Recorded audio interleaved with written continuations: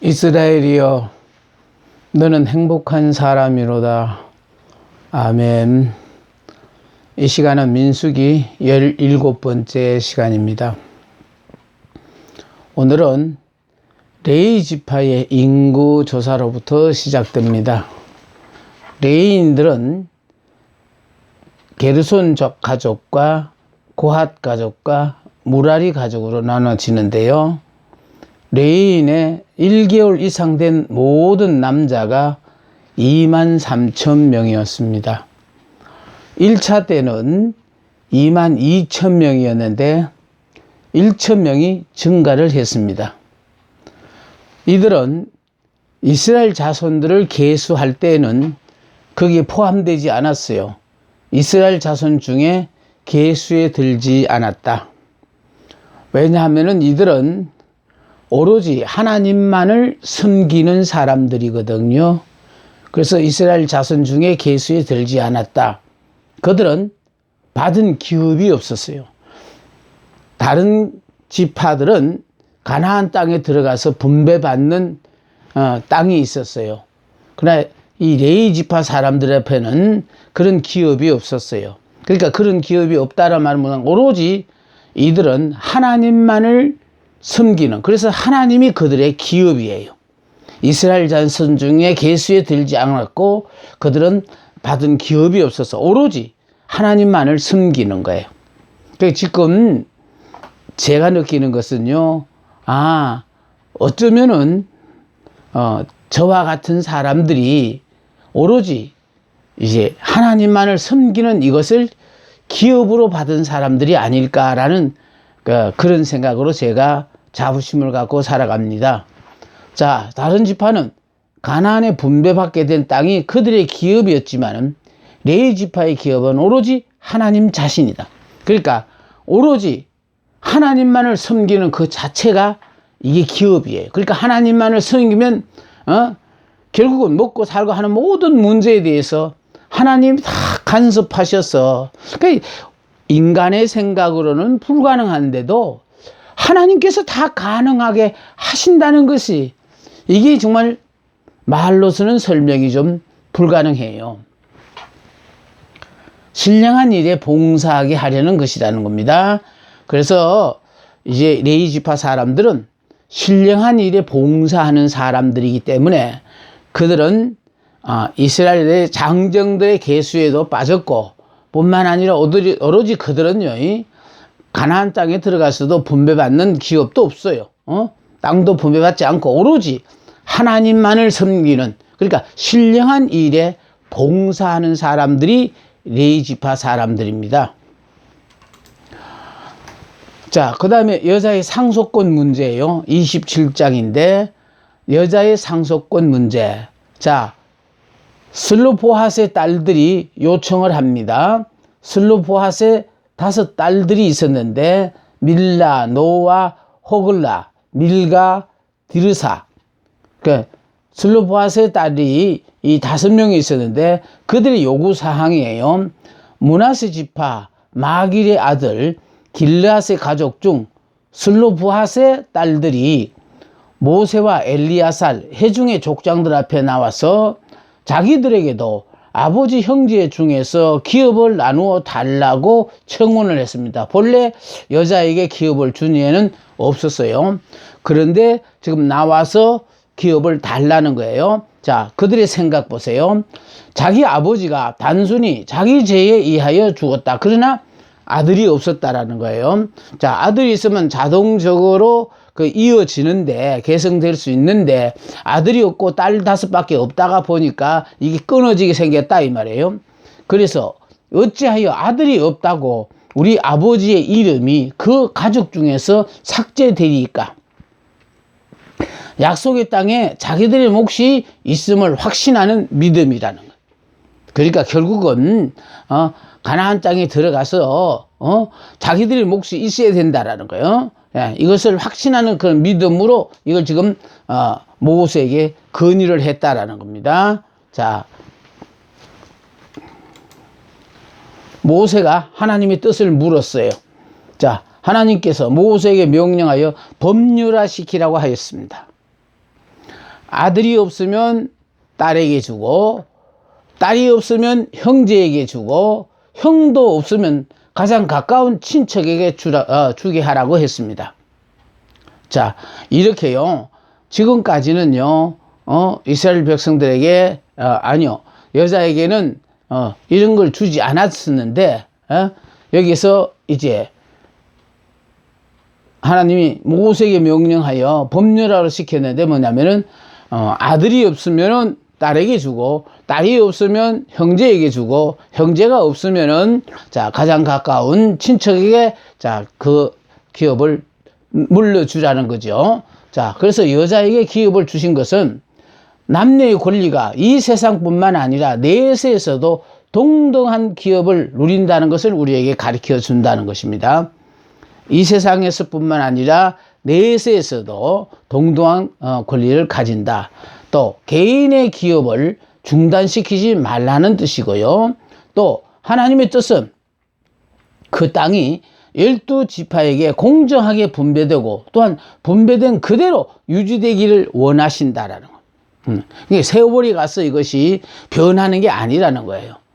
영원히 대대로 이어져서, 그러니까 그 지파에 분배된 기업은 그 지파가 그대로 누릴 수 있게끔 했다는 것이 특징입니다.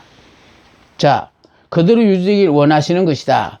이 사실이 그대로 통용이 잘못됨으로 말미암아 지금 이 자체가 통용이 잘못됨으로 어떤 결과가 왔느냐? 남자가 아들이 없으면 형수가 시동생에게 출가하여 아들을 낳아 형의 대를 계승토록 하였다. 이게 바로 계대 결혼이라는 거거든요. 그러니까 결국은 결혼하고 그 형이 아들을 낳지 못하는 가운데에서 죽어버리면은 그러니까 동생이 그 형수와 더불어 같이 삶으로 말미암아 그래서 자녀를 낳게끔 해주는 이게 계대 결혼이었어요. 야, 이 계대 결혼을 이것이 잘못 이렇게 통용되어짐으로 말미암아 이것이 이스라엘에게만 있었던 일들이거든요.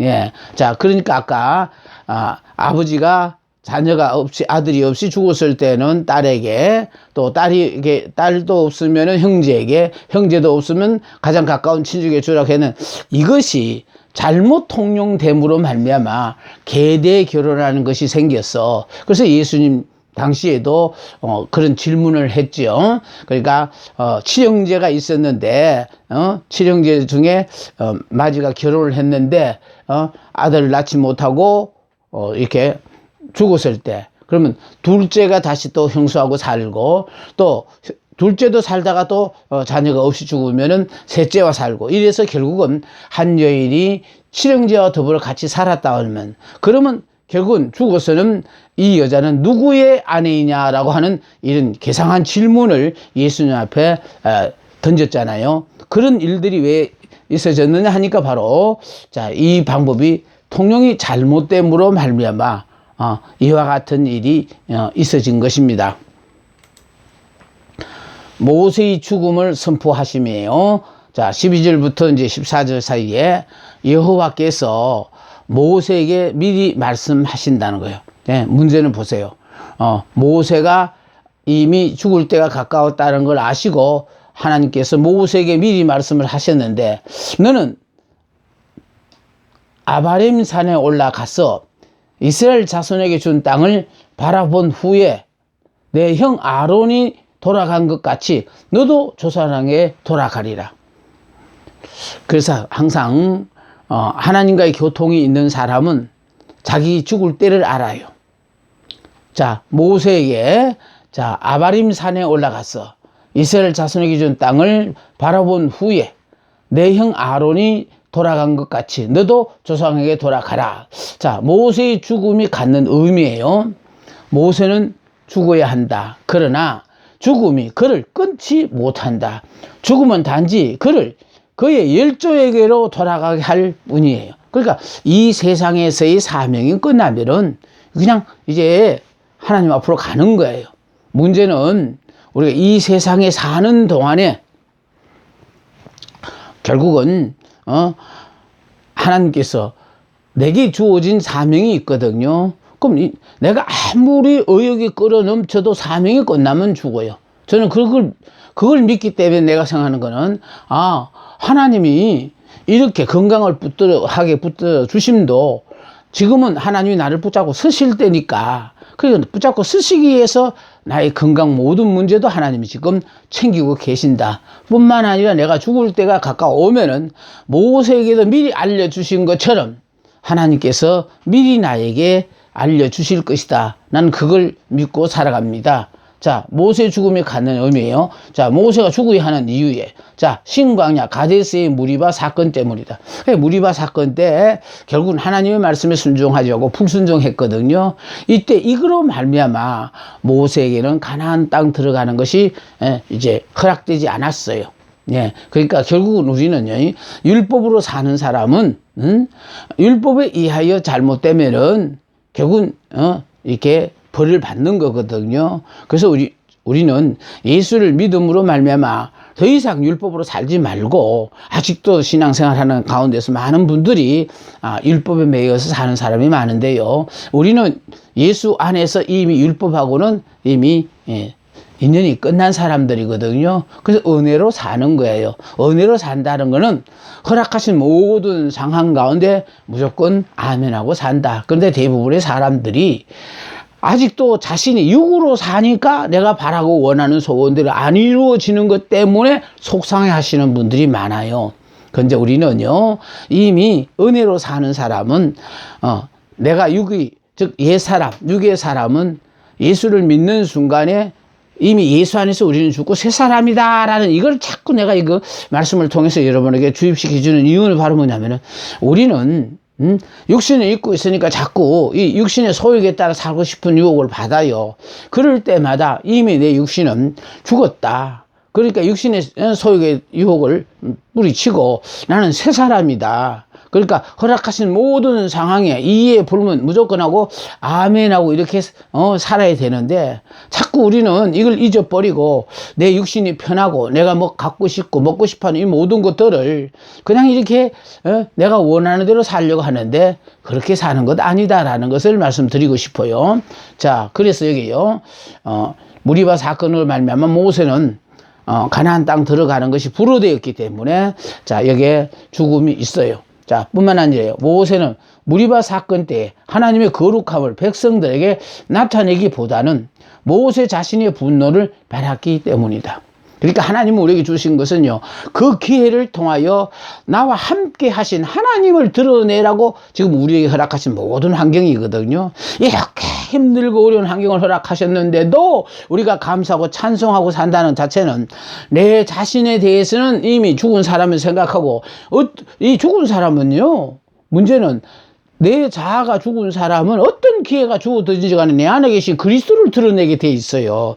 근데 우리는 자꾸 내 자아가 안 죽었으니까 기회만 주어지면은 그동안 자신은 죽은 사람처럼 살던 사람도 그때부터 내가 산 사람이라고 막 이렇게 자기가 드러나니까, 하나님은 그를 통하여 이 땅에 실현하시고자 계획하신 모든 일들이 이루어지지 않고 있다는 사실을 우리가 알아야 되겠습니다.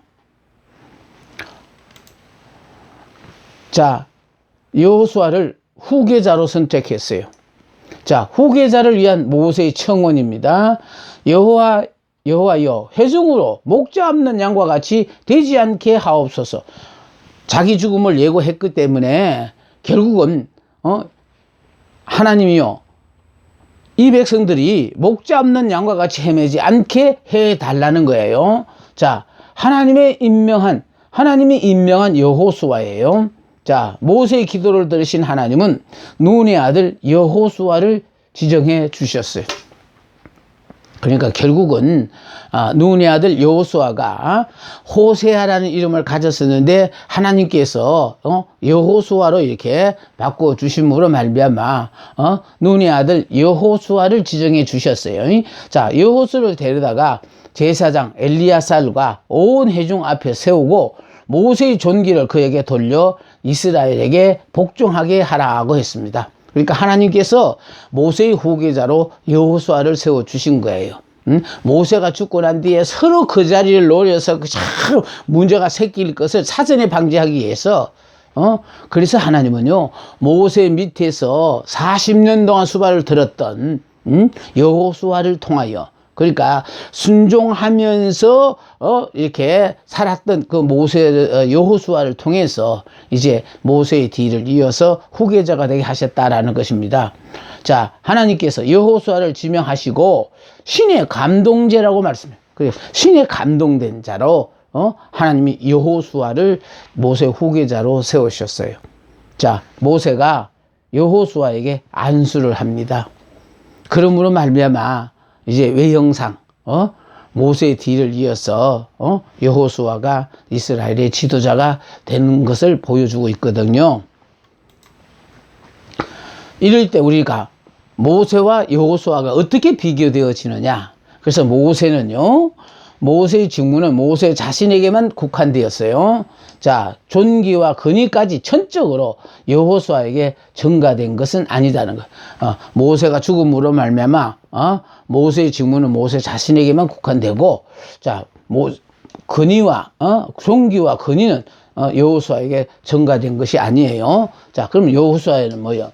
여호수아는 율법의 제정자 혹은 입법자 그리고 이스라엘의 절대적인 지배자로 세움을 받은 것이 아니다라는 거예요.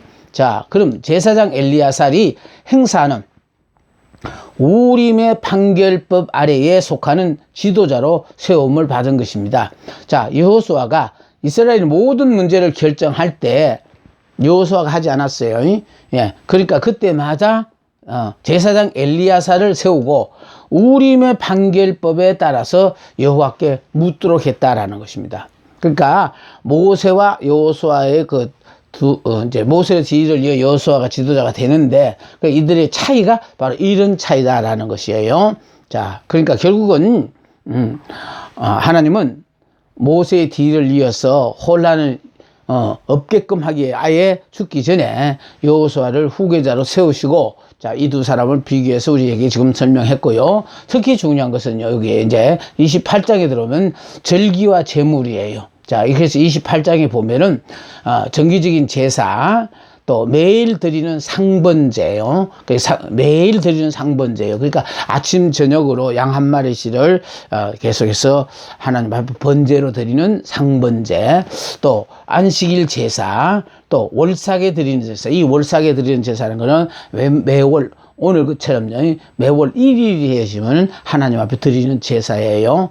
그러니까 다시 말해서 이 한 달을 온전히 하나님께서 주관하셔서 좋은 일들만 있고 하나님께만 영광되어지는 일들만 있게 해달라고 드려지는 제사가, 자, 월삭에 드리는 제사예요. 자, 무교절에 드리는 제사, 다음에 77절에 드리는 제사 해가지고 28장에는 절기와 제물에 대하여 나와 있습니다.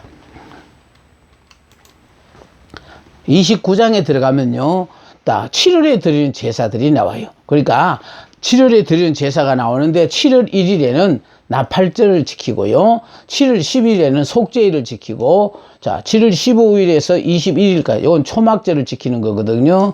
예. 그러니까 모두 성회로 모이며 모든 노동을 금하고 거룩한 날로 이걸 다 지켰어요. 그런데 여기 보세요. 이스라엘 백성들은 1년 중 7월에 가장 많은 제사를 드렸다라는 거. 예. 자, 이스라엘 백성들은 1년 중 7월에 가장 많은 제사를 하나님께 드렸어요. 자, 이스라엘이 1년 중에 7월에 가장 많은 제사를 드렸던 까닭은요. 자, 안식의 달인 7월은 추수기와 파종기 사이에 있는 휴식기간이고, 이 기간에 이스라엘 자손들은 대부분의 여가를 성소에서 보냈기 때문에 그렇다는 겁니다. 또 제7월은 일반력에서 제1월이기 때문에, 자, 1년 중 첫 부분을 하나님께 드린다는 것입니다. 그러니까 7월은 일반력으로서는 1월에 해당되는 거기 때문에요. 그래서 1년 중에 첫 부분을 하나님께 드린다는 의미예요. 우리가 새벽 기도를 하나님께 드리는 것은 하루에 가장 소중한 첫 시간을 하나님 앞에 드린다는 데 의미가 있습니다. 네. 그래서 우리가 주일에 하나님 앞에 온전히 주일 성수를 통하여 하나님 앞에 주일을 지킴으로 말미암아 일주일 동안 하나님의 은혜 가운데서 이렇게 모든 일이 잘 형통하게 해달라고 그래서 우리가 주의를 지키는 것과 같아요. 자, 이제 30장에는 서원에 대한 규례예요. 자, 서원과 서약에 대한 규례거든요. 자, 일반적인 원리는 사람이 여호와께 서원이나 서약을 했으면 반드시 다 행하라. 그러니까 만약 우리가요, 하나님 앞에 서원을 했다든지 서약을 했다 하면은 이건 반드시 다 지켜야 한다는 거예요. 자, 서원이란 하나님과의 관계 중에서 결심하는 것이거든요. 예. 자, 그래서 맹세하는 거, 또 약속하는 거, 이게 다 서원이에요. 자, 이 서원도 처녀가 서원을 하였을 경우에는요, 부모가 그 서원을 금하지 않는 한 반드시 지켜야 해요. 이 말은 무슨 말인가 하면은 처녀가 본인이 원하여 서원을 했어요. 그러나 서원을 했지만은 부모가 서원을 금하면 안 지켜도 돼요. 왜냐하면 아직은 결혼을 하지 않았기 때문에 부모님의 허락이 필요하다. 부모님이 허락 없이는 안 된다는 뜻이에요. 예. 그래서 부모가 그 서원을 금하지 않는 한 반드시 지켜야 된다는 거는 금하지 않으면은 지켜야 되는 거고, 만일 부모가 금한다면은 안 지켜도 된다. 그러니까 서원을 했지만 내가 못 지키는 이유는 부모님이 금하셨기 때문에, 예. 하나님께서 그걸 드린다는 뜻입니다. 자, 그러면 그 다음에 지킬 서약과 지키지 않아야 될 서약이 있어요. 서약에도 지켜야 될 것이 있는가 하면은 안 지켜도 될 것이 있는데, 자, 남편을 처음 맞은 여자의 경우에요, 남편이 여자의 서원과 서약을 듣는 날에 여자에게 아무 말이 없었으면, 이렇게 처음 만나가 이 말을 하지 않았으면은 그건 꼭 지켜야 된다는 거예요. 근데 이제 처음 만났는데 그때 자기가 한 서원과 서약을 남편 앞에 얘기를 하면은, 남편이 이 말을 듣고 지키지 말라. 그렇게 하면 안 지켜도 된다라는 거예요. 예? 그러니까 아까 처녀가 서원을 하고도, 결국은 안 지킬 수 있는 것은 부모가 허락지 않으면 안 지켜도 되고, 만일 부모가 그때 서원했다는 말을 듣고도 아무 말도 안 했다면 그건 꼭 지켜야 되는 것처럼, 자, 여기서 이제 남편이 여자의 서원과 서약을 듣는 날에 여자에게 아무 말이 없으면 그 서원과 서약은 반드시 지켜야 한다. 그러나 듣고 허락지 않으면 지키지 않아도 된다. 자, 다음에요, 과부나 이혼당한 여자의 경우에요, 그러니까 과부나 이혼을 당했을 경우에는 반드시 지켜야 한다는 겁니다. 지켜야 하는 이유는요, 그 여자가 자기 남편에게 매여 있지 않기 때문에 그렇다는 거죠. 근데 이혼했으니까, 또 남편이 죽었으니까 매이지 않잖아요. 그래서 그 여자가 자기 남편에게 매이지 않기 때문에 이걸 꼭 지켜야 되는 거예요. 자, 여자의 고독한 처지는 오직 하나님께만 전적으로 매달려 살 수 있는 가장 행복한 환경이기도 하기 때문이다.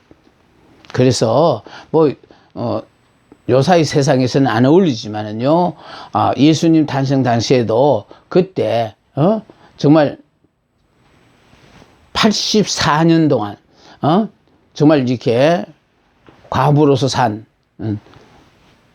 여선지자가 있었지요. 그러니까 결과적으로 뭘 말하냐면은, 예수를 믿는 모든 사람들은요, 이미 육적인 일에 대해서는 초연을 해버린 사람들이라, 그러니까 인간적으로 외롭다, 자, 이런 말을 해서는 안 되는 사람들이에요. 왜냐하면 하나님과의 교제가 있으면은요, 외로울 생각이 없어요.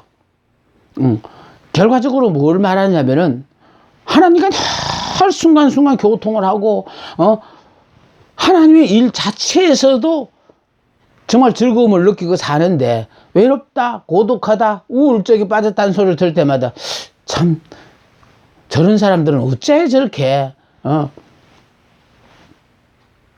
하나님과의 교제가 계속되어지면 저런 걸 느끼지 않는데 왜 저렇게 힘들고 어려운 삶을 살까 하며 안타까운 마음이 듭니다.